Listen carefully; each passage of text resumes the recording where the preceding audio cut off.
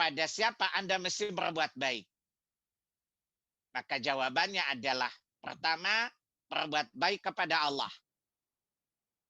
Yang kedua, berbuat baik kepada makhluk.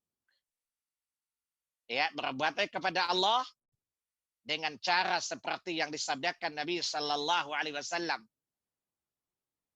di mana ketika Jibril alaihi salatu wassalam bertanya kepada Rasulullah Sallallahu Alaihi Wasallam, akhbirni anil ihsan, terangkanlah kepadaku ya Muhammad tentang ihsan, tentang kebaikan.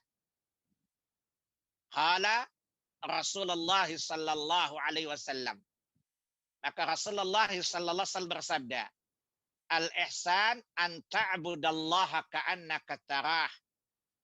Ihsan itu adalah engkau beribadah kepada Allah seakan-akan engkau melihat Allah.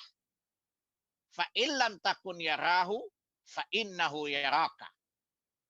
Karena sungguh engkau tidak melihatnya, maka ketahuilah sesungguhnya dia selalu melihatmu. Inilah ihsannya seorang hamba kepada Allah. Ihsan seorang hamba kepada Allah adalah dia mentauhidkan Allah dan tidak boleh mempersekutukannya. Dan ini adalah seutama-utama kebaikan seorang hamba kepada Allah Jalla wa'ala.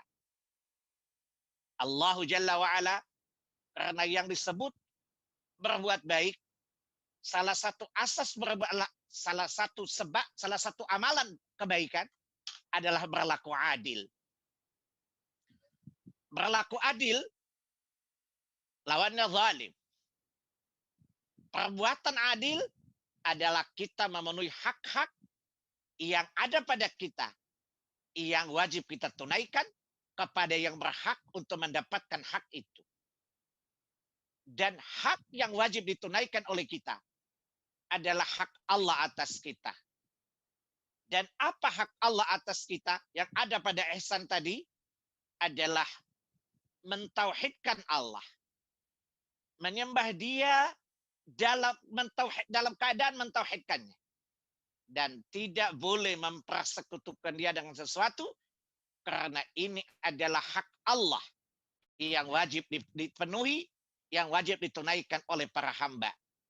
Sebagaimana hadis yang masyhur lagi sahih, yang sering kita dengar, dialog antara Rasulullah Sallallahu Alaihi Wasallam dengan Mu'ad bin Jabal radhiyallahu anhu. Ketika Nabi Sallallahu Alaihi Wasallam berkata hadis yang panjang, tetapi saya ambil yang kita butuhkan dengan materi kita.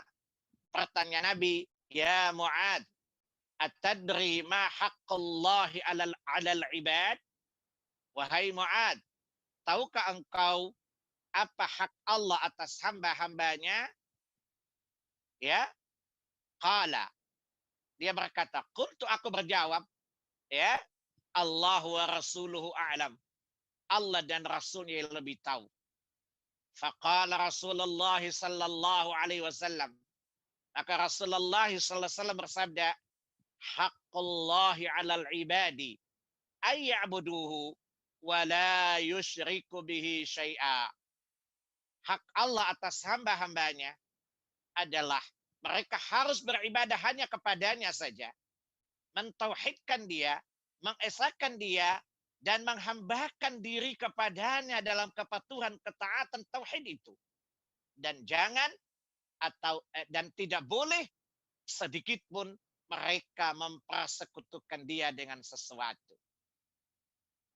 Hal ini sama dengan pernyataan Allah Tabaraka wa Ta'ala ketika Allah memerintahkan agar kita berbuat baik kepada manusia-manusia, yaitu orang tua, kerabat, tetangga, teman, dan sebagainya. Allah sebelum memerintahkan berbuat baik kepada manusia, Allah memerintahkan kita untuk mentauhidkannya saja dan tidak mempersekutukan dia dengan sesuatu. Kalau kita fahami ayat ini, seakan-akan Allah berkata, kalau kepada orang tua saja kamu wajib berbuat baik kepadanya, apatah lagi kepada zat, kepada Rabb, zat yang menciptakanmu dan menciptakan kedua orang tuamu. Maka sudah selayaknya engkau berbuat baik kepadanya. Dan cara engkau berbuat baik kepada Allah adalah dengan mentauhidkannya, beribadah hanya kepadanya, dan tidak mempersekutukan dia dengan sesuatu. Surat 4, surat An-Nisa ayat 36. Ya, surat 4 An-Nisa ayat 36, wa'budullaha wa la tusyriku bihi syai'a wa bil walidaini ihsana wa bidzil qurba, dan seterusnya dan seterusnya. Kalau kepada orang tua tidak boleh kita durhaka kepadanya, mengakui kalau dia benar-benar orang tua kita, ya, dan ucapkan kepadanya qaulan karima, maka kepada Allah lebih pantas dan lebih layak untuk menerima segala pengagungan itu. Yaitu apa? Kita beribadah hanya kepadanya dan tidak mempersekutukan dia dengan sesuatu. Itu mana ihsan pertama, anta'budallaha ka'annaka tarah fa illam takun tarahu fa innahu